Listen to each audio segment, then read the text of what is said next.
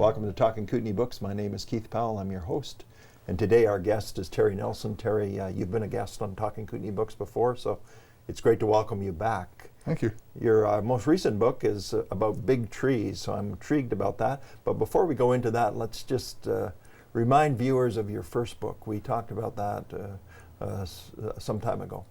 Yeah, my first book that I worked on was called Fernie Area Trails and Natural Plant Compendium. It's a guidebook, sort of Fernie-centric, whereas my new book is sort of also a guidebook, but it's the interior BC. Right. So I'm feeling that your first book sort of led you into the second book because you talked about the natural habitat and so forth in that first book.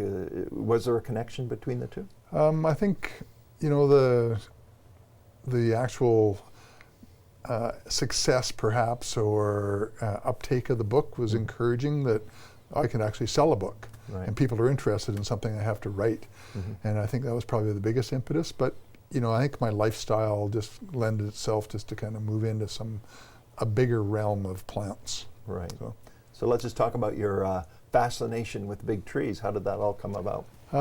Well, this is one of the most commonly asked questions that you know, people always want to know, like, what's this about the big trees? You know, you're the big tree guy now, and it's sort of, and I try to explain that in the introduction of my book that, you know, I was born on Vancouver Island, you know, hung around as a kid in Cathedral Grove and looked at big trees, and then since moving to Fernie, which I've been there for a long time, we have big trees in Fernie, and I got involved with the big tree registry at UBC, and I started looking like, there's all these big trees in here, you know, they're mostly on the coast. But then I started looking a bit further, and I started investigating a lot of the trees, even regionally, you know, like the Hell-Roaring Creek larch in Kimberley, or the big tree in Cranbrook, or, you know, there's a bunch of these trees that are quite well known and celebrated in the community. So I just started investigating and measuring trees. I taught myself how to do that.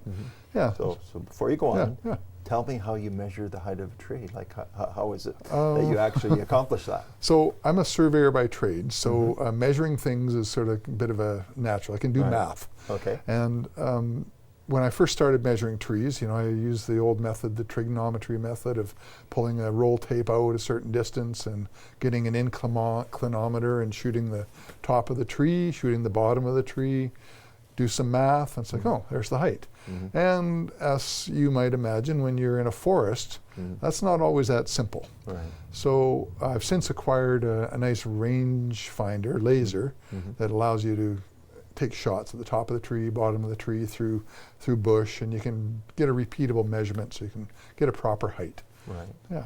So I'm just trying to think of, is this like an inventory of big trees, or is it trees that you sort of identified by each region? How did you go about putting this all together? Well, the book itself, you know, is definitely an inventory, and but I did specifically try to get regional representation throughout the whole interior BC. So I did lots of traveling around.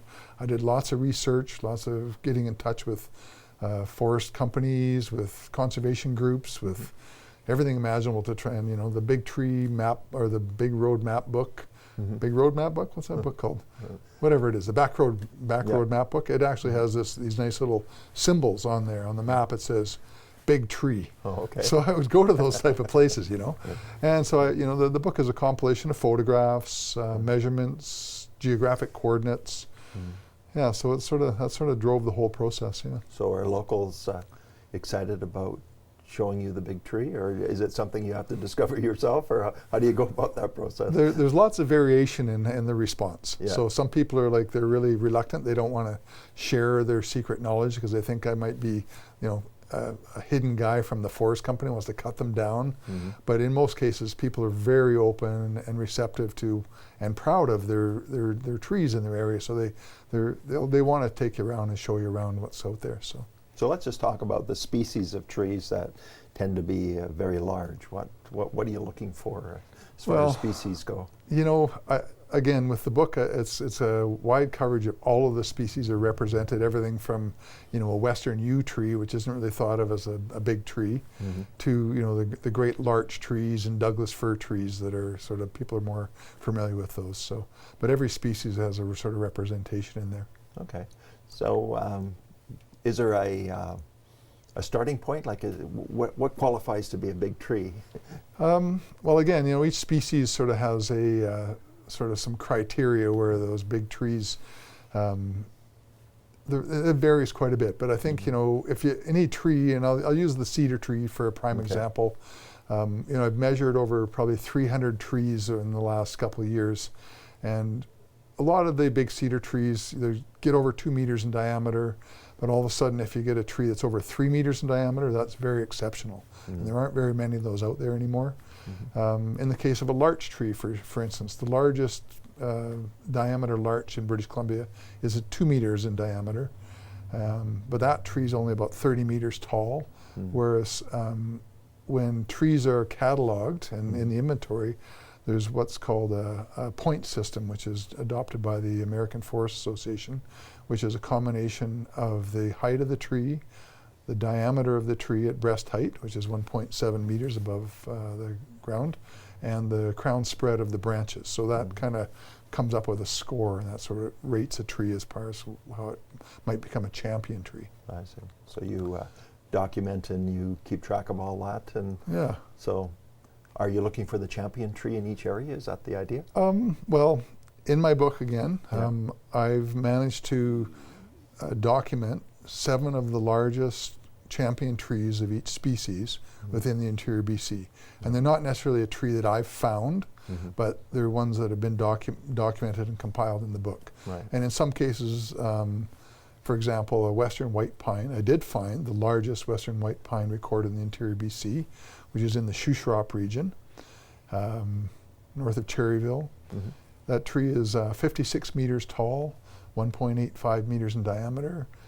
So that's those are big trees, when you start thinking about that. So just thinking back a generation or two ago, I mean, what people were enthused about, the virgin forests of BC and the trees that it had and so forth. Are there many of these left? Is it a dwindling inventory or supply? I think the word dwindling would be correct, because there's a rather progressive harvesting process going on throughout BC.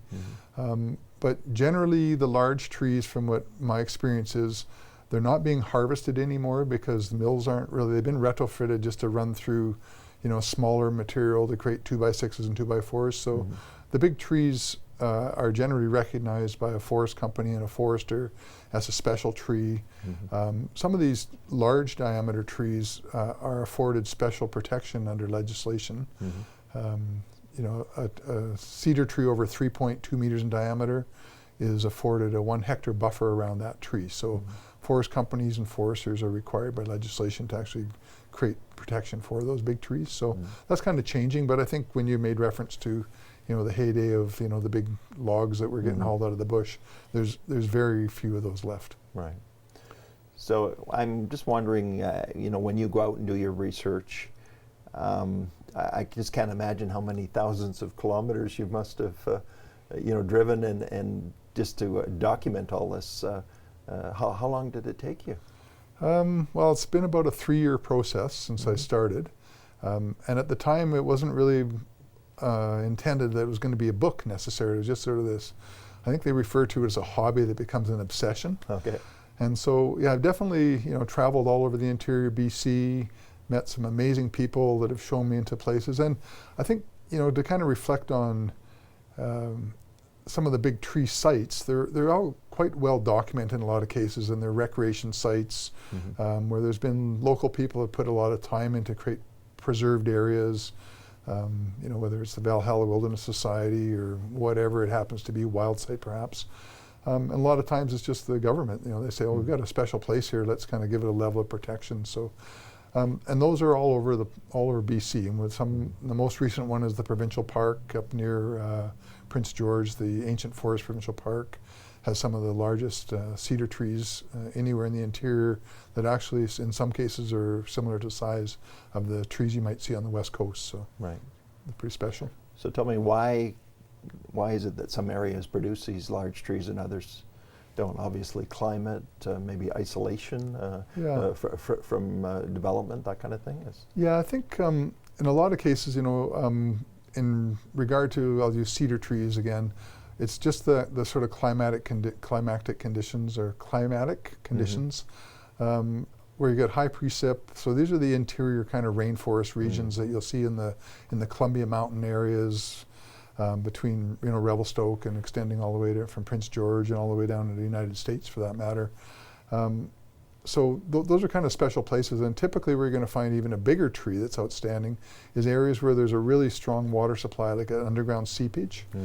In the cases of big Douglas fir trees, ponderosa pine trees, larch trees, a lot of times those trees are just, they have fire resilience. So there will have been areas that say that they're protected in a big scree slope and where a fire hasn't allowed to get onto those trees in a really severe manner and destroy them. So they've gone through, some of these trees can be over 800 years old, so they've probably gone through 3 or 4 or 5 even really significant forest fire cycles, whereas all the surrounding forest is quite a bit younger, but there's these big sentinels that are sort of left behind. Right.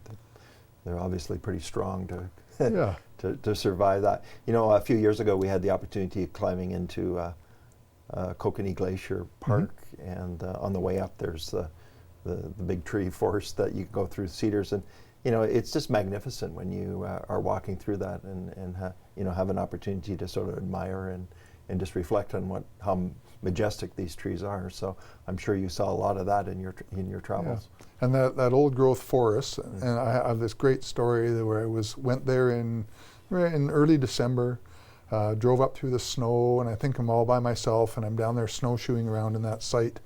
And here's 2 guys, old guys in their 80s, come walking up to me, and I don't know where they came from.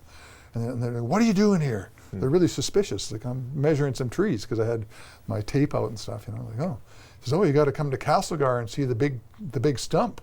I'm like, "Castlegar?" Like, there's no trees in Castlegar. But unbeknownst to me, there are some. The largest recorded ponderosa pine in British Columbia has been found just outside of Castlegar. Really? Yeah. So there's all these little things that come out of the. I like to use the word the woodwork. Yeah. Literally, right? Yeah, literally. Yeah. And so it's those encounters with people that have kind of shared some of their little secret spots that have been really helpful. So. Well, congratulations for documenting all that information, because I think maybe it could easily get lost, and people may not really appreciate the value of it if you hadn't taken the time to really record it. I want to talk specifically about your book. I mean, this is not just a manila folder full of loose leaf pages with an inventory of big trees. This is a beautiful book, and you've done a wonderful job of putting it together. Did you have a conscious vision of what you wanted this book to be like when you started the project? I definitely did, yeah. So I was really fortunate that I have a designer who lives in Fernie, and she was able to sort of guide me, as how the look of the book was going to turn out.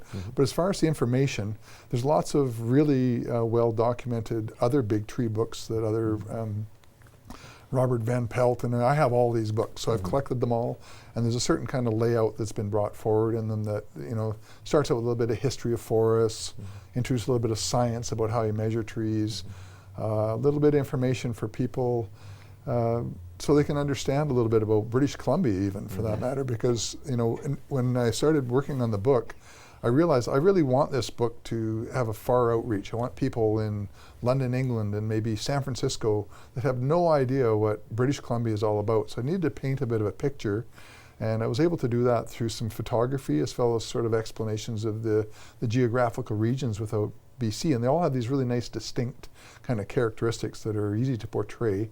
And then just introduce people to the accessibility of these sites. In some cases, there's, a nice little trail, you park in a little parking lot, you can go over a little walk around. In some cases, these are heinous bushwhacks into really remote locations where, there's a coordinate in there for that tree. if you want to go try to find it, go for it. But it's not going to be necessarily full of pleasure always. So. Right. Yeah. So how many regions did you get to? Well, I don't know. I'm going to say 8, but okay. The regions specifically would be the Columbia Kootenay region is a larger region.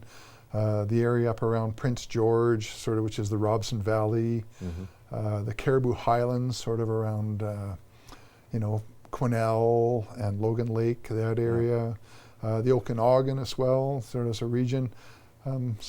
I think I broke out the Kootenays a little bit into the west and the east, and the Columbias to the north and south. But so the book doesn't cover Vancouver, Lower Mainland, or Vancouver Island? No, intentionally, just because I don't think the book could survive the competition.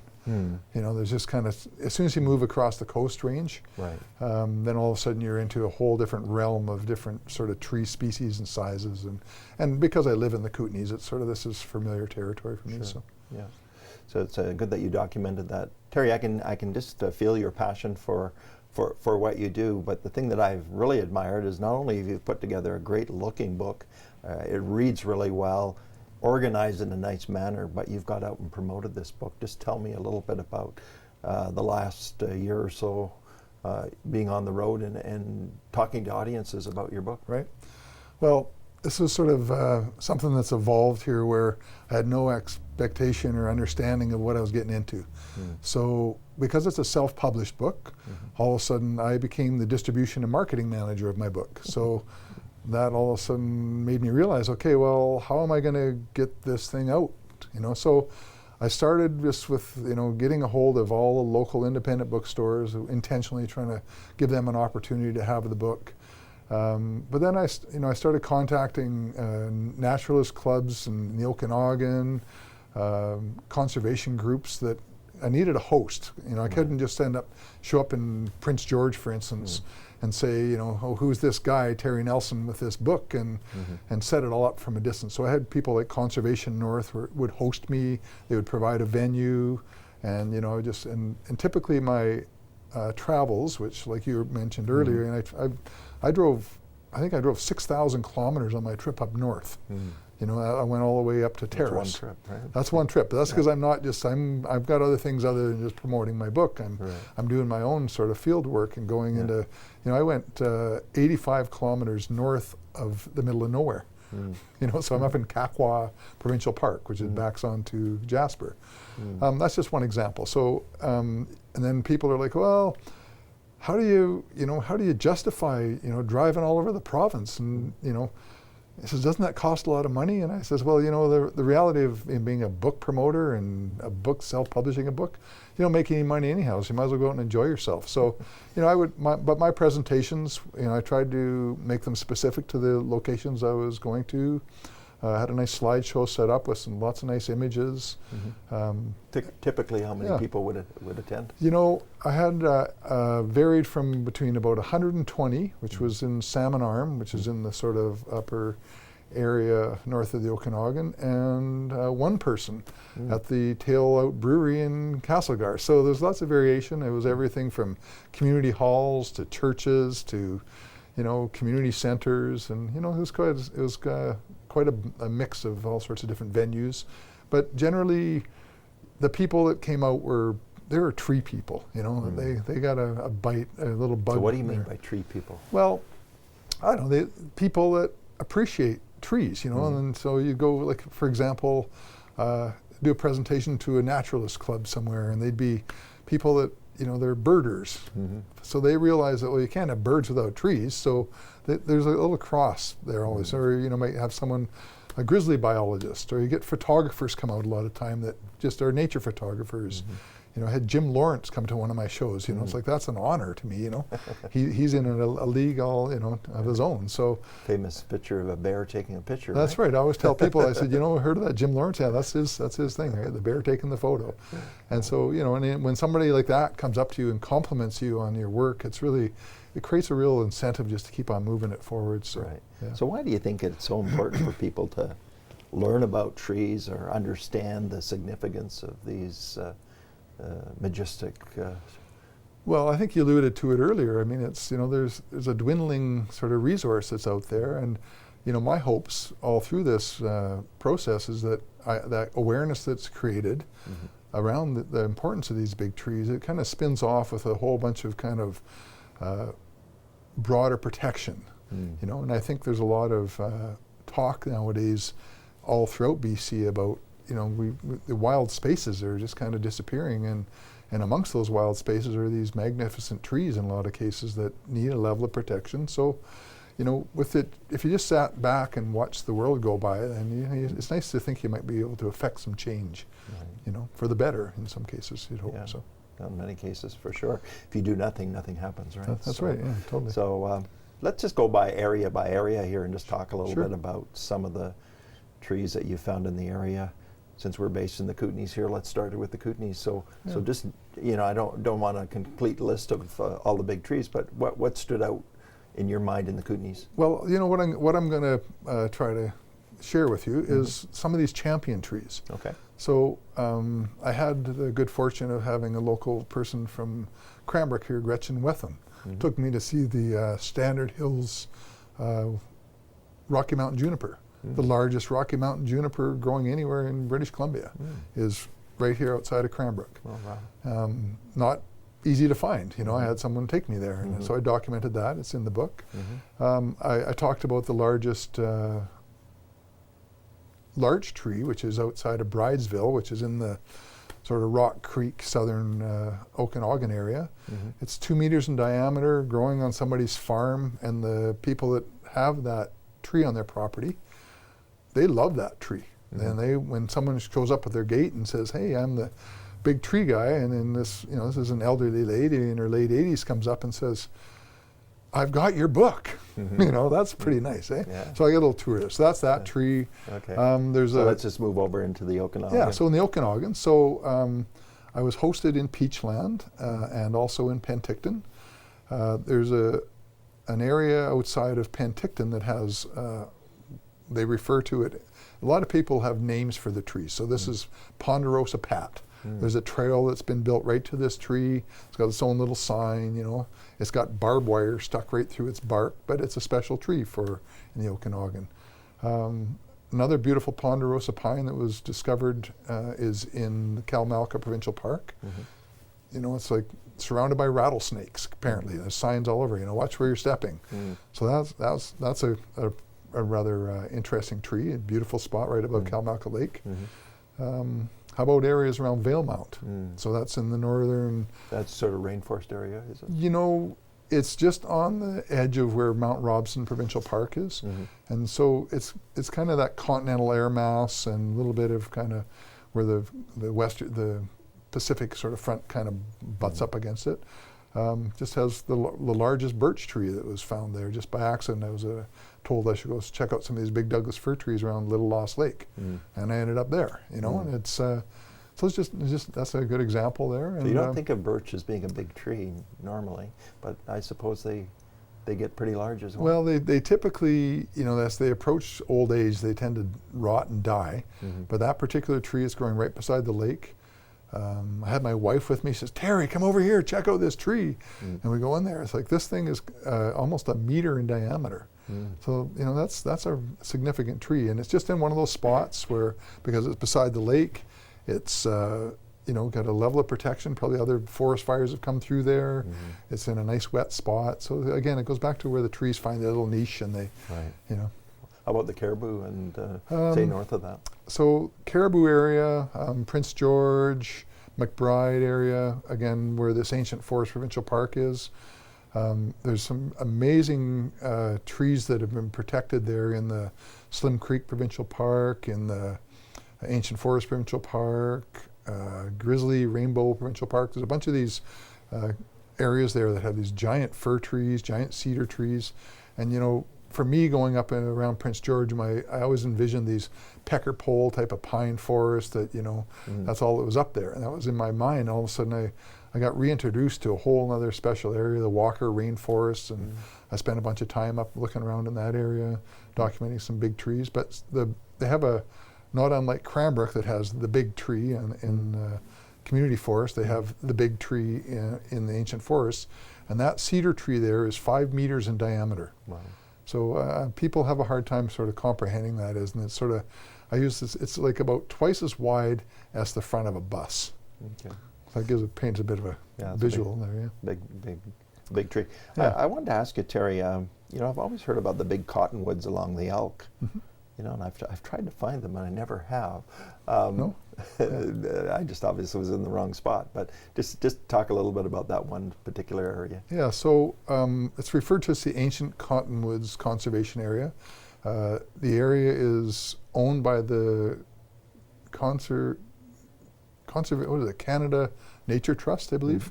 And so they have what's called the Mount Broadwood Heritage Conservation Area. That's quite a large chunk of land. Right, that's down by Elko. Yeah, it's sort of Elko all the way to Morrissey. Yeah. And so the ancient forest site is not very far off Highway 3, where the Morrissey Bridge crosses the Elk River, and there's a little spot in there.